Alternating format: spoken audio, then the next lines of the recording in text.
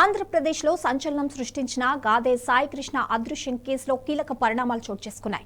సాయికృష్ణది lockup death అని ప్రాథమిక విచారణలో తేలినట్లు సిట్ అధికారులు కోర్టుకు సమర్పించిన రిమాండ్ రిపోర్టులో వెల్లడించారు.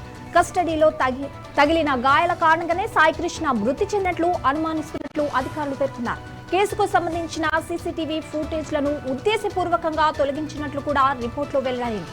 మే 6న సాయికృష్ణను అదుపులోకి తీసుకున్నప్పటికీ అనంతరం అతని ఆచూకీపై స్పష్టత లేకపోవడమనే అనేక అనుమానాలకు తావిస్తోంది. లాకప్ డెత్ను దాచిపెట్టేందుకు మృతదేహాన్ని మాయం చేసినట్లు సిట్ అనుమానం వ్యక్తం చేసింది.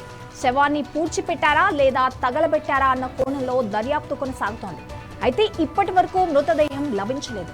ఇక ఆయనను కోర్టులో హాజరుపరచగా న్యాయస్థానం 14 రోజుల రిమాండ్ విధించింది.